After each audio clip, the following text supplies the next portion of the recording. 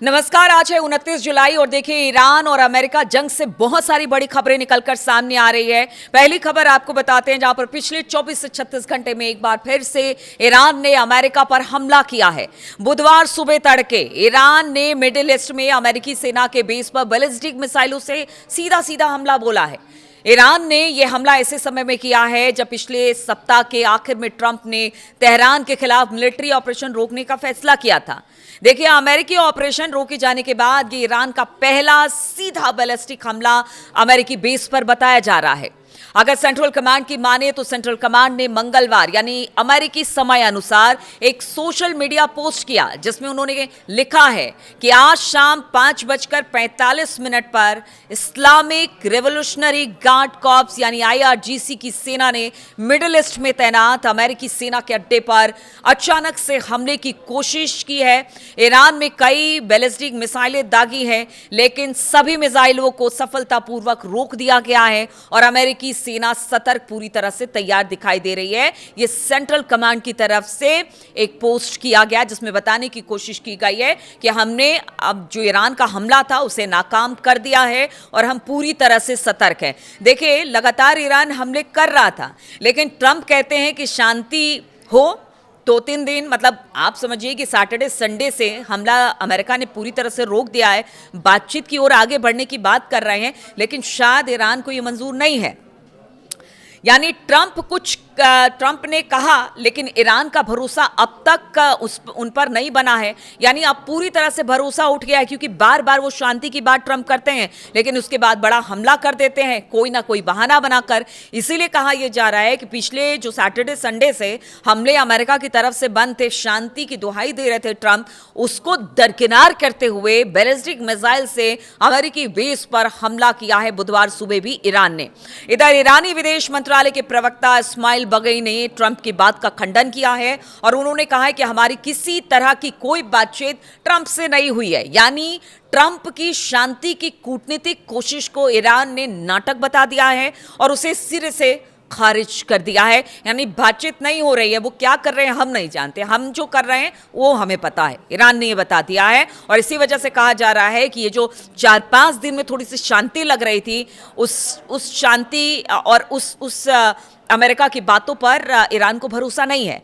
अगर हॉर्मूज की बात की जाए तो हॉर्मूज पर ईरान अपनी शर्तों पर पीछे हटने को बिल्कुल तैयार नहीं है। वो अब भी अपनी बातों पर अड़ा हुआ है। यानी ईरान अब भी यही कह रहा है कि हॉर्मूज स्ट्रेट से गुजरने वाले जहाजों को उससे अनुमति लेनी होगी और इसके लिए वो सुविधा शुल्क लेगा, तो वो अपनी बात पर अड़ा हुआ है। वही अमेरिका का कहना है कि हॉर्मूज स्ट्रेट एक अंतर्राष्ट्रीय जलमार्ग है और इसे किसी के नियंत्रण में नहीं होने देना चाहिए या नहीं होना चाहिए, और इसी को लेकर वो बार बार हमले कर रहा है। हालांकि देखिए, बहुत सारी बातचीत को लेकर इजराइल और अमेरिका ने ईरान पर हमला किया था, लेकिन अब मतलब सेंटर में सिर्फ हॉर्मूज का मुद्दा अभी दिख रहा है, जिसको लेकर बार बार एक दूसरे से टकरा रहे हैं ईरान और अमेरिका।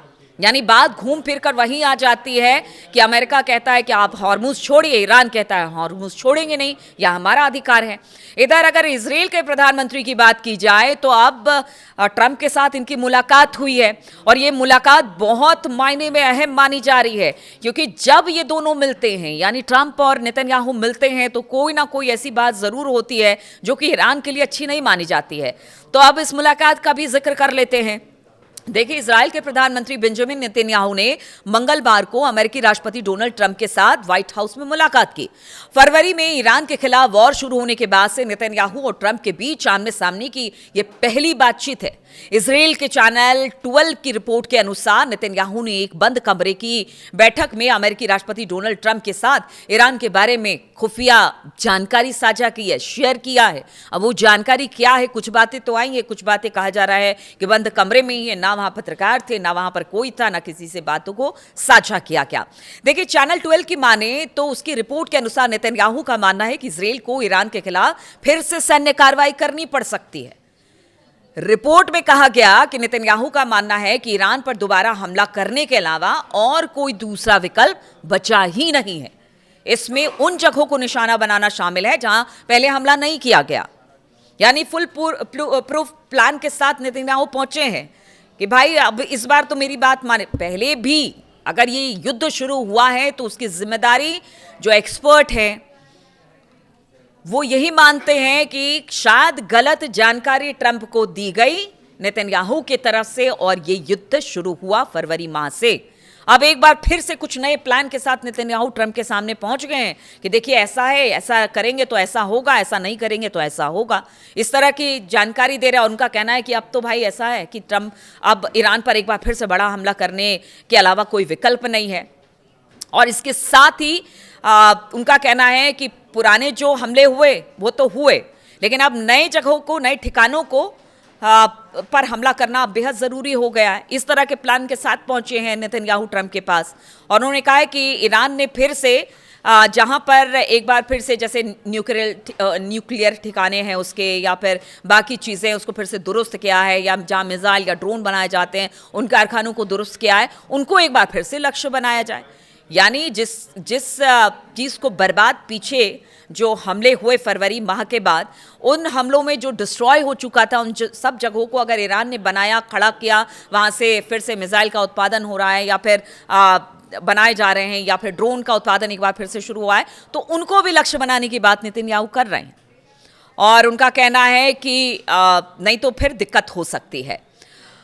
और बताया जा रहा है कि अगर इस बार ईरान को टारगेट नहीं किया गया तो फिर टारगेट पर अमेरिका और इजराइल होंगे। ये भी कह रहे हैं नेतन्याहू कि मतलब वो चिता रहे हैं कि आप नहीं मारेंगे तो वो हमको मार देंगे। बताया जा रहा है कि इजराइल ने वॉशिंगटन को केवल अपना आंकलन बताया है, लेकिन ईरान के खिलाफ ऑपरेशन के लिए अमेरिका पर सक्रिय रूप से दबाव बनाया नहीं है। आप इस लाइन को समझिए। वो कह रहे हैं हम सिर्फ इनपुट दे रहे हैं आपको कि वहाँ क्या चल रहा है, लेकिन किसी तरह का दबाव नहीं है। अमेरिका चाहे तो लड़े, नहीं चाहे तो ना लड़े। मतलब एक बार फिर से वही स्थिति, फरवरी वाली स्थिति बनती दिखाई दे रही है। अब इस लाइन का आपको मतलब समझना होगा और जो एक्सपर्ट है वो भी समझने की कोशिश कर रहे हैं कि क्या एक बार फिर से नेतन्याहू ट्रंप को ये उकसाने और बताने की कोशिश कर रहे हैं कि अब छोड़िए आप बातचीत, उसको करिए दरकिनार और कीजिए बड़ा हमला। और साथ ही ये भी कह रहे हैं कि हम तो सिर्फ आपको बता रहे हैं कि वहाँ के हालात क्या हैं, हम ये नहीं कह रहे कि आप हमला करें। तो इजराइल के एक अधिकारी ने चैनल 12 से कहा कि हम एक अहम दौर में हैं। राष्ट्रपति ट्रंप जल्द ही तय करेंगे कि आगे क्या करना है। हम उन पर दबाव नहीं डाल रहे हैं, लेकिन हम सच्चाई से मुंह नहीं मोड़ सकते हैं। नेतन्याहू ने इजराइल का पक्ष रख दिया है। अब देखना होगा कि ट्रंप और नेतन्याहू की ये मुलाकात क्या रंग लाती है। दोनों नेताओं के बीच बातचीत में ईरान के साथ युद्ध का मुद्दा ही छाया रहा।